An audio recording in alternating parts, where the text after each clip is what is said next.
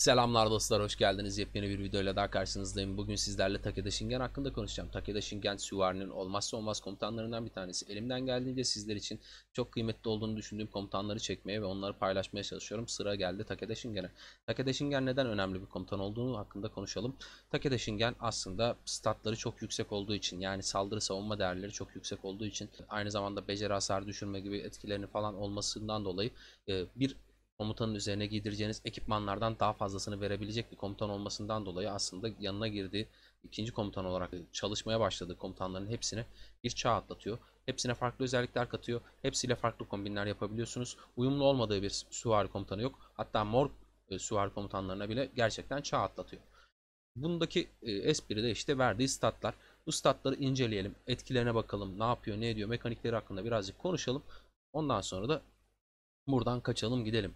Neden kaçalım gidelim? Çünkü bu komutan süvari komutanı olarak, birinci komutan olarak kullanılmıyor. Ben size süvari komutanı olarak bu komutanı birinci komutan olarak kullanmanızı önermiyorum. O yüzden de yetenek ağacını incelemeyeceğiz. Üzerine yapacağınız ekipmanları incelemeyeceğiz. Tamamen bu komutanı 30 level yapıp bırakmanız gerekiyor. Bu hesapta bu komutan aslında 40 level. Neden? Çünkü ikinci becerisini açarken kritik patladı ve komutan bir anda 30 level gibi oldu. İlk 3 becerisi açılmış oldu. Öyle olunca da zaten fullenecekti. Sıkıntı olmadı. 40 level'a atmak gerekti.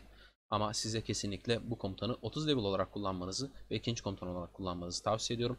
Atilla'dan önce fullemeniz gerekiyor. Atilla ile birlikte çark ve vali kombinasyonuyla geldiğinde Takeda'yı alın ve direkt fullleyin. Bunun sebebi Takeda mor komutanlar dahil olmak üzere hepsiyle çok verimli bir şekilde kullanılıyor. Hızlı bir şekilde becerileri başlayalım artık. Çok fazla konuştuk. Ateş kadar vahşi becerisi. 1000 öfkeyle kullanılan bir beceri. Takeda hedefe 4 saniye boyunca bir yanma etkisi uyguluyor. Yanma etkisi nedir yani? Yani elinizi yaktığınız zaman direkt geçen bir şey değildir. O yüzden 4 saniye boyunca yanma etkisinden bizim beklentimiz o hedefin alacağı hasarı arttıracağız ya da o hedef sürekli yanarak canı azalacak. Ona yapılan saldırılar diyor. Yani yanma etkisi uyguladığımız hedefimize yapılan saldırılar, yani bizim birliğimizden 3, 5, 10 veya bizim kıtalarımızdan toplam 5 kıta o kişiye vuruyorsak aldığı hasarı biz arttırıyoruz. %50 ihtimalle %50 ek hasar vermemizi sağlıyor. 2 saniyede bir tetikleniyor bu özellik. Yani bu etkinin 4 saniye sürdüğünü düşünürsek bu 4 saniyenin içerisinde 2 kere tetiklenecek bir özellik ve düşünün ki o an kaç kıta vuruyorsa hepsi o saniye içerisindeki hasarlarını %50 ek hasarlı bir şekilde veriyor. Beceri hasarı denk gelirse ek hasar diyor burada dostlar. Yanlış anlamayın. Yani normal saldırı hasarı demiyor. O anda bu etkiyi uyguladığımız düşmana beceri bile gelse %50 daha fazla hasar alacak o komutandan. O etki altındaki komutan, o düşman birimi. Neyse. İkinci becerisine geçelim. İkinci becerisi süvari saldırı bonusu veriyor. Yani Takeda'nın burada ekstradan hasar vermemizi sağladığı özelliği bir noktada daha yukarıya taşıyor. %40 normal saldırılarımıza süvari saldırı bonusu veriyor olması bizim her zaman komutanlarımızın normal saldırılarını, düz vuruşlarını yükseltecek, ekipmanlardan çok daha güzel bir etki yaratacak bir özellik olduğu için hiçbir komutanda kolay kolay bulamayacağımız bu etkiyi bize hiçbir koşula bağlı olmadan, yani %10 bilmem ne falan filan şartlarla çalışmayan, direkt üzerinde bulunan haliyle bize veriyor. O noktada bir de bir özellik daha koymuşlar ki siz bir hedefe yapıştığınız zaman o sizden kurtulamıyor. Kurtulabilmesinin tek koşulu var: birliğinin çoğunlukta olduğu bir alan savaşındadır ve bir miktar öne çıkmıştır. Siz vurmaya başlamışsınızdır. Onu hızlı bir şekilde kovalarsınız ama o geri çekilmeye başladığında, birliğinin çok olduğu alana girmeye başladığında siz kovalamaya devam etmeyeceğiniz için sizden kurtulabilir. Ama yalnız olduğu bir yerde siz ikinci komutan Takeda'yken bir hedefi yakaladıysanız onun sizden kaçma ihtimali yok. O size çok güzel bir şekilde ağır yaralısını bırakacak. Siz o durumdaysanız, yani bir şekilde yalnız olduğunuz bir yerde Takeda sizi yakaladıysa kaçmaya çalışmanızı tavsiye etmiyorum. Size tavsiyem en azından dönün savaşın, verebileceğiniz hasarı verin. Hastaneniz yine dolar ama en azından karşı tarafa bir hasar vermiş olursunuz. Kaçmaya çalıştığınızda beceri atamıyorsunuz hedefe. Devam edelim 3. becerisiyle. 3. becerisi İlk becerisi kullanıldıktan sonra 4 saniye boyunca hafif yaralı birimlerimize iyileştirme sağlıyor. Bu ne demek oluyor? 150 iyileştirme, 4 saniye, 4 çarpı 150'den 600 iyileştirme alıyoruz Takeda'dan. Bu da 3 aşağı 5 yukarı Pelagius'un verdiği iyileştirme gibi bir şey oluyor. Bu komutanın önderlik ettiği kıtalar sadece süvari varsa, yani Cengiz gibi düşün. Süvariniz varsa etkininiz çalışıyor. Süvariniz yoksa karma bir ordu. Rally açtınız. İçeriye piyade, okçu girdi. Bitti. Bu özellik çöpe gitti. %40 süvari savunması bonusu. Sadece süvari gibi bir ibare varsa buna çok dikkat etmeniz gerekiyor rally açacağınız zamanlarda. İçeriye herhangi bir yanlış birim girmemesine. Çünkü bu etki kapandığı zaman %40 savunmayı bütün içerideki süvariler de kaybediyor. Yani yanında piyade var diye süvari alıp işte piyade alamıyor gibi bir şey söz konusu olmuyor. Herkes kaybediyor. Ona dikkat edin lütfen.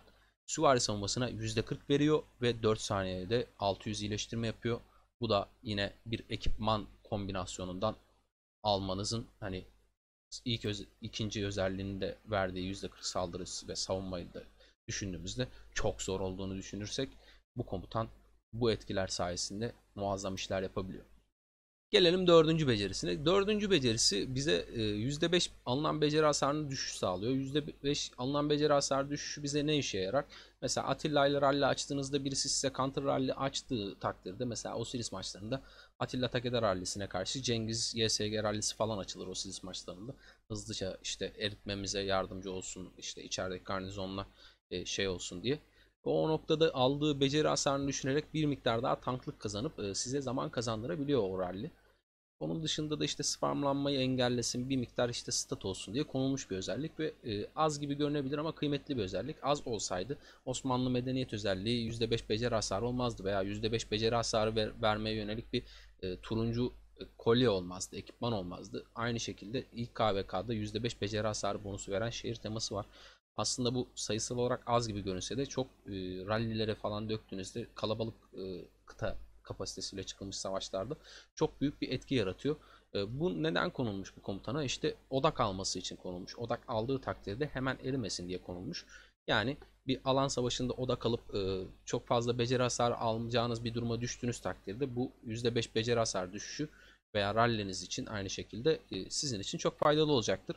%10 ihtimalle de size gelen tüm normal saldırı ve karşı saldırıları 3 saniye boyunca %25 azaltıyorsunuz. Buradan da bir tanklık alıyorsunuz. Ve bunun tetiklenecek bir şeyi yok. Sürelemesi yok. Yani birçok komutanda mesela bu tarz %10 ihtimalle gelen işte tanklık etkisi 5 saniyede bir tetiklenebilir diye bir şey var. Ama bu %10 ihtimalle gelen tüm normal saldırı ve karşı saldırıları 3 saniye boyunca %25 düşürmenin herhangi bir koşulu yok. 3 saniye içerisinde bu etki bitmeden de yeniden tekrar devreye girip yeni bir 3 saniyede başlatabilir. Biter bitmez de tetiklenebilir.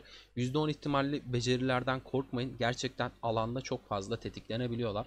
Benim aynı şekilde VS videom var. Atilla Takeda'yla Alex YSG VS videom var. Orada mesela Alex'in %10 ihtimalle tetiklenen hasarı, beceri hasarı etkisi gerçekten çok fazla tetiklendi. Onu da izleyip bakabilirsiniz, oradan test edebilirsiniz yani hani ne kadar sık tetiklendiğini örnek olarak söylüyorum. Bu özelliği de gerçekten çok kıymetli tanklık kazandıran, hasar düşüşüyle kazandırıyor ama bu statlarda yine birçok komutana göre çok yüksek. Gelelim son becerisine. Son becerisi yanma etkisi uygulamış olduğumuz hedeflere. Yani ilk becerimizi, etkin becerimizi kullandıktan sonra yanma etkisi uyguluyorduk biliyorsunuz 4 saniye. O etkiyi uygulamış olduğumuz rakibimizin normal saldırılardan aldığı hasarı %30 arttırıyor. Bu sayede bizim psikopat bir komutan olduğumuzu görmüş oluyoruz. Ya şöyle düşünün. Normal saldırı hasarımızı %30 buradan arttırıyoruz. İşte saldırı bonusumuz var şurada %40. Yani ilk becerimizde zaten hani 4 saniye sürüyor. 2 kez tetikleniyor. Ek hasar veriyoruz. %50 saçma sapan. Hani bir oradan vuruyoruz, bir oradan vuruyoruz. Bayıltıyoruz zaten vurduğumuz adamı. O yüzden de Takeda bize çok güçlü özellikler kazandırdığı için çok kıymetli bir komutan. Yetenek ağacı hakkında konuşmayacağız. Ekipmanlar hakkında konuşmayacağız. Çünkü Takeda bir ikinci komutan ve ikinci komutanın yetenek ağacı ve ekipmanları önemli değildir. Yeni başlayanlar varsa izleyenler bunu da araya sıkıştırmış olalım. Takeda kimlerle çalışır?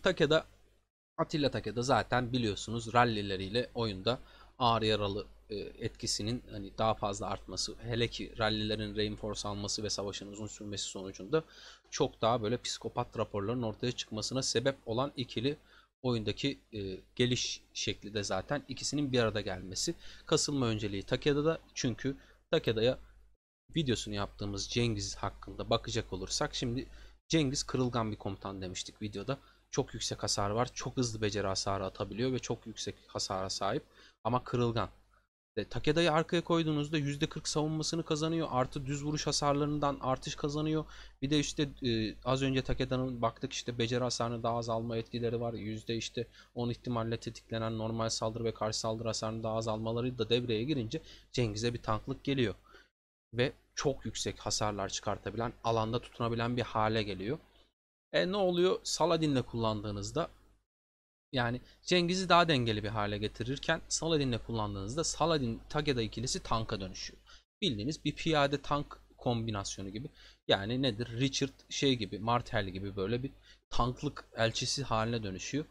Destek ağacından gelen özellikler sayesinde Saladin Takeda ikilisi de çok etkili olabiliyor. Özellikle Osiris maçlarında bir ralliniz, işte atlı ralliniz gider.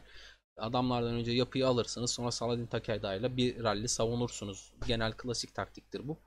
Yani mesela o şekilde de görüyoruz. Cao ile görmezsiniz çünkü Cao da aynı ağaca sahip ve Cao genel olarak bir ikinci komutan. Minamoto'nuz varsa, para harcadıysanız Minamoto'yla bile çok verimli çalışır. Pelagius'la sürekli iyileştirme yapıp dururlar beraberinde. O da işte sapık gibi bir şey oluyor. Pelagius'la da çalışır. Baybars'la yine çalışır. Ama zaten o zamana gelene kadar siz süvariler anlamında birçok komutan kasmış olacağınız için mor komutanlarla kullanmazsınız, ama kullanacak olursanız onlarla bile çalışıyor. Yeni gelecek olan William'dır, Chandragupta'dır, onları da Atilla'yı yukarıya taşıdığı gibi, diğer komutanları yukarıya taşıdığı gibi yine şüphesiz ki daha yukarılara taşıyacaktır. Takeda oyunun vazgeçilmez bir süvari komutanıdır. İzlediğiniz için teşekkür ederim. Eğer içeriklerimi beğeniyorsanız lütfen kanala abone olmayı unutmayın. Bana destek olmak istiyorsanız içeriklerime beğeni bırakmayı, aklınıza takılan bir şeyler varsa sormayı lütfen unutmayın. Sizler için hepsini cevaplandırmaya çalışıyorum. Tekrar yeni bir videoda görüşene dek de hoşça kalın.